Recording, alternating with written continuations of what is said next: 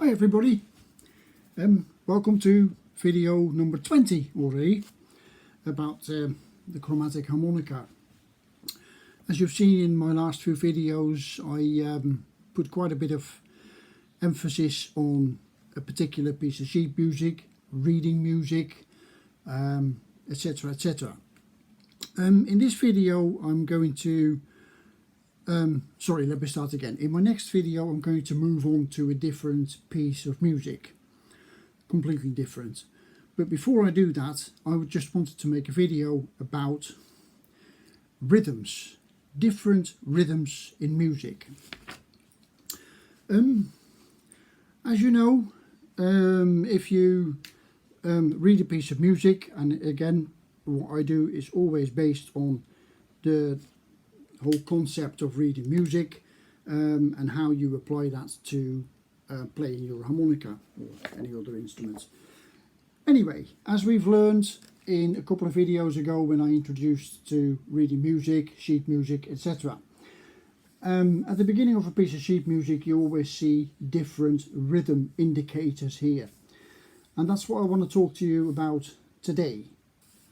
The last piece by Mozart was of course in a 4/4 beat, and of course now we're moving on to something else altogether.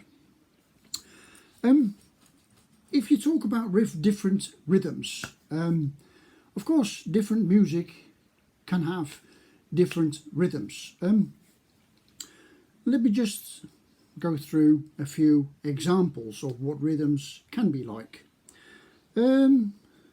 First of all, let's start with a 2/4 rhythm. You would see that written as 2/4, 2/4 notes. So remember, this is the amount of notes in a bar, and this is the type of notes that you read. So it's quarter notes, two of them in one bar. What is that used for? It can be used for different types of music. The most common ones is military march music. So left, right, 1, 2, 1, 2, etc. That kind of rhythm. So you write a piece of music in a 2/4 beat. It can usually be either a military march, but it can also be something else, like a samba, like a Latin American samba. Ta dee ta ta dee ta ta dee da, 1, a 2, a 1, a 2, a 1, a 2, etc. So 2/4 rhythms can be used for different types of music. Then another type of rhythm that everybody's heard of is the 3/4 beat. So in one beat you find 3/4 notes, and you count them as 1, 2, 3, 1, 2, 3, 1, 2, 3. There are usually, that's called a waltz. So 3/4 beat is usually a waltz. But again, there are two types of waltzes. First of all, there's the English waltz, which is very slow. 1, 2, 3, 1, 2, 3. Classic example.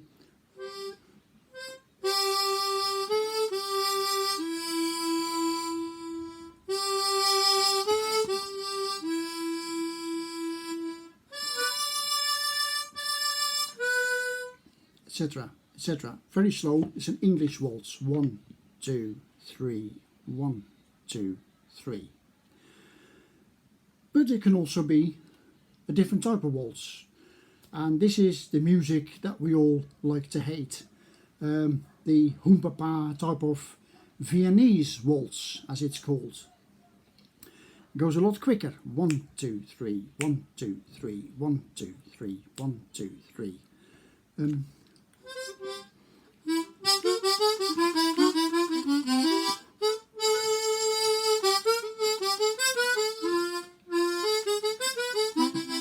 One, two, three, 1, 2, 3, etc. Again, for most harmonica players, that's the type of music they like to hate. I don't hear many harmonica players playing a waltz. So I think it's a bit like Marmite, I suppose. You either like it or you hate it. So that's a 3/4 beat, again used in different settings, different types of music. Then we move on to something else, and that is a 6/8 rhythm. 6/8. Now, as we've seen, as I've explained in some of my previous videos, here 3/4 beat, 4/4 beat, 2/4, we count the quarter notes. Then we move on to different rhythms where we count the 8th notes. And again, let me just quickly show you this before I drift off the subject. A quarter note, and this is an 8th note. So in a 6/8 rhythm, 1 2 3 4 5 6, 1 2 3 4 5 6, 1 2 3 4 5 6. We count these notes. These notes count as 1. So this note would count as 2. 1 2 3 4 5 6, 1 2 3 4 5 6, etc. So instead of counting quarter notes, we count 8th notes. A 6/8 rhythm is usually mostly as like a ballad. Doo-dee-da-dee-dee-dee-dum.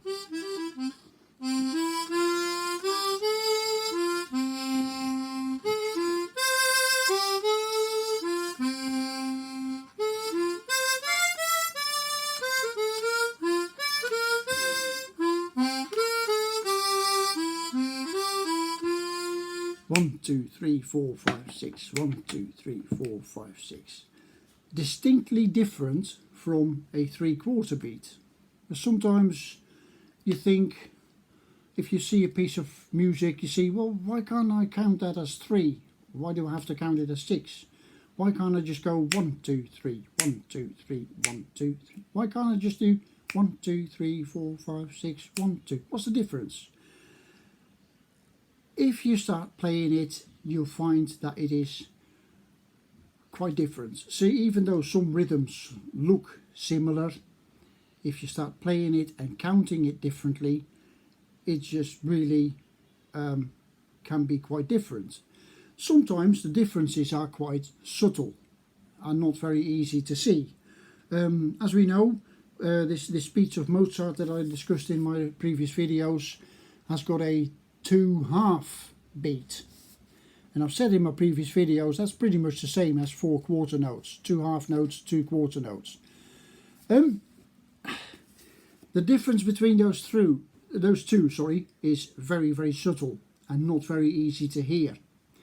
But a 2/4 rhythm you would count as 1 and 2 and 1 and 2 and. Whereas a 4/4 beat, you count that as 1 2 3 4, 1 2 3 4.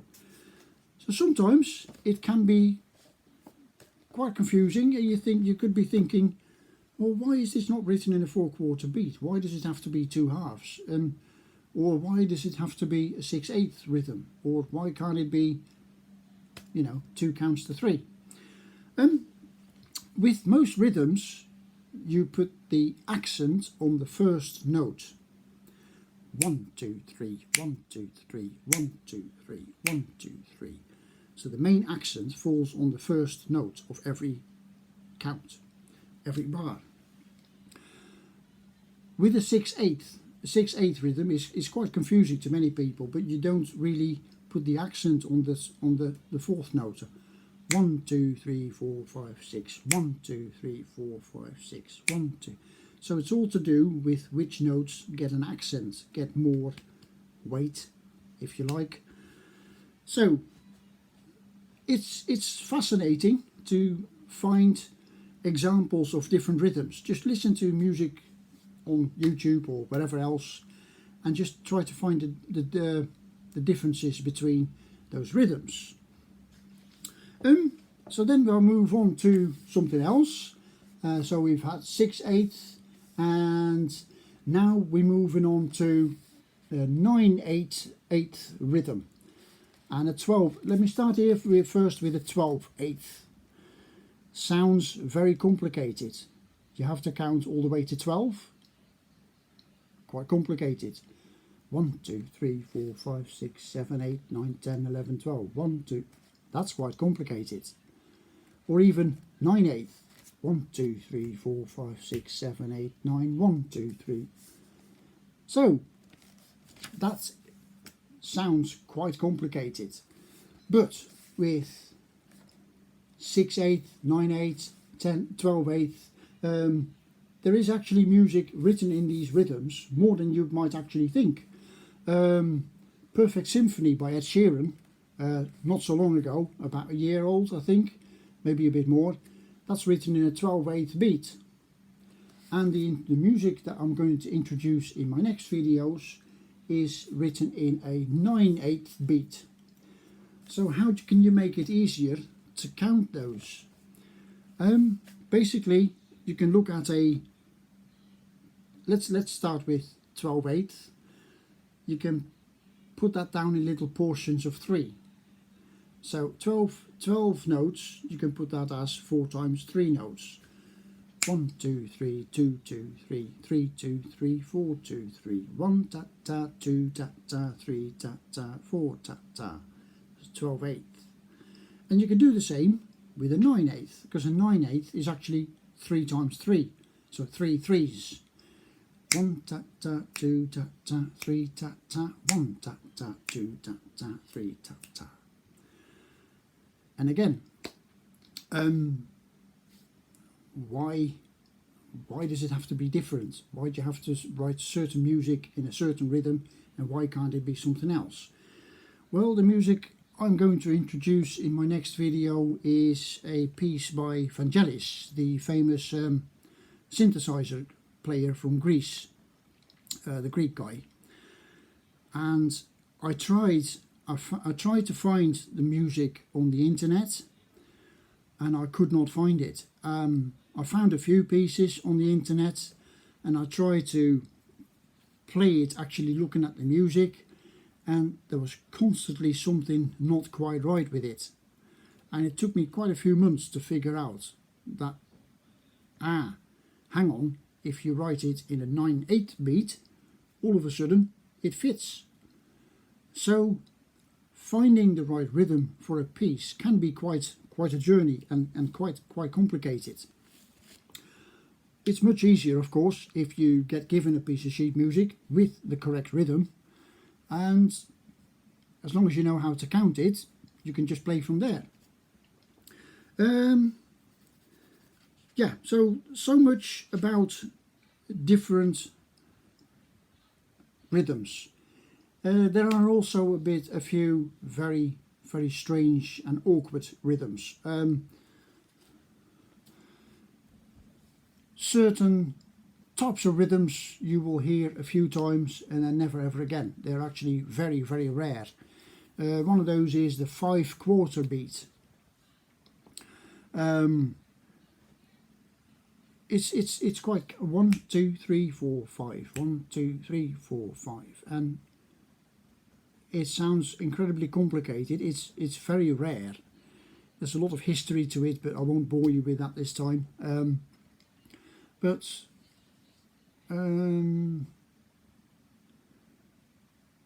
then there's also, like in certain Eastern European countries, some folkloristic music is written in a 7/8 beat. That's even more complicated. 1,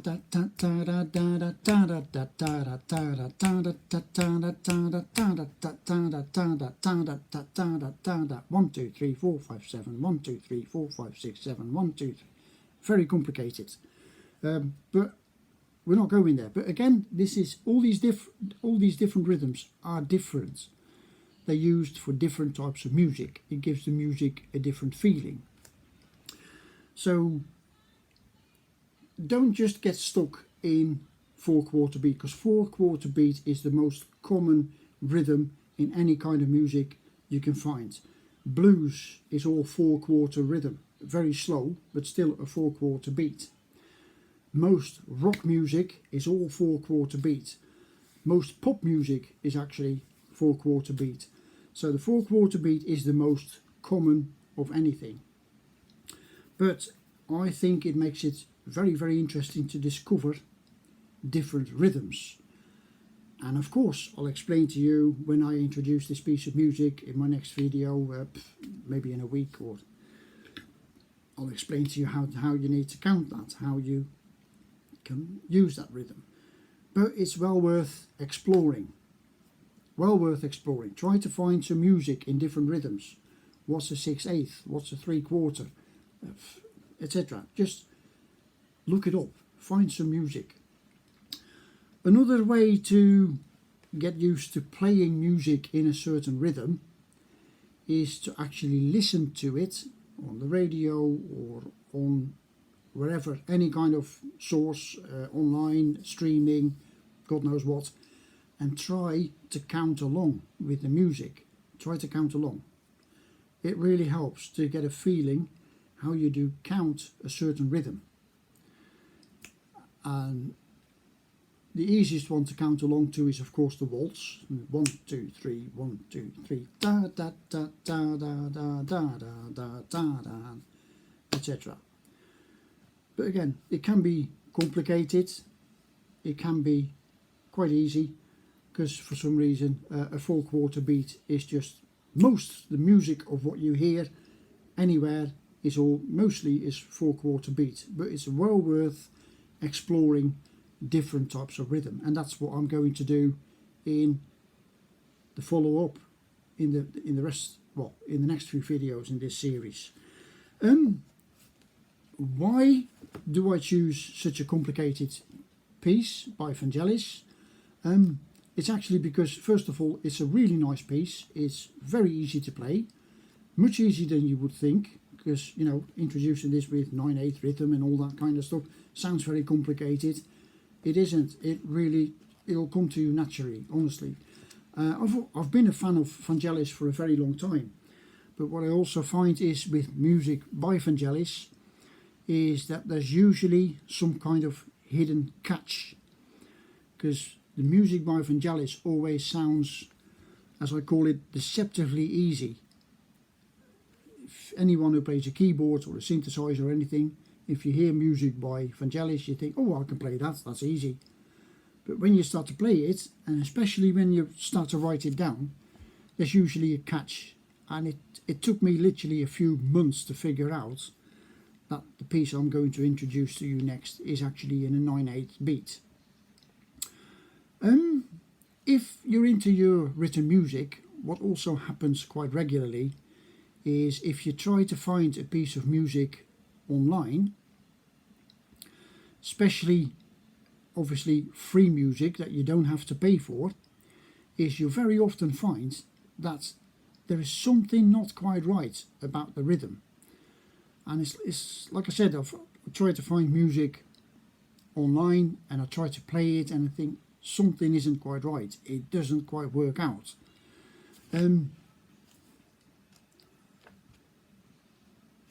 But anyway, so that's I found it, and I thought I'd introduce you to something different. What's also the case, and a reason why I've chosen this piece, is that this also basically the way you play it is like a scale, just like a normal diatonic scale, up and down. It really is a bit like that. Again, I'm going to introduce the title to you in the next video. But if you can play your scales, and that's going to be lined up as a next subject for me to discuss, and that's playing in different keys on your chromatic harmonica, just because you can. And this piece is actually perfect, absolutely perfect, to get used to playing in different keys. So obviously that's lined up as a subject in the rest of my videos coming up. Not all of them, of course, but at least maybe the next 5, 6 or something like that. So I hope you find this interesting. Only a chat, not really much else, but get used to it. Try to listen to music and try to figure out what the rhythm is and try to count along. Try to count along. If you listen to a piece of music, 1, 2, 3, 4, yeah, that's a quarter, 4/4 beat. Try to count along. Try to find the rhythm. It makes it a lot easier later on if you have to play something to a specific rhythm and you already know how to count. So just listen to the radio, streaming, YouTube, you name it, wherever, and try to listen to it and try to count along. Try to figure out what rhythm the piece of music is in. And especially interesting to just try something else and try something different, which we're going to do next. Maybe next week, maybe in 2 weeks, something like that. Anyway, I hope you find this interesting and see you in the next video. Bye.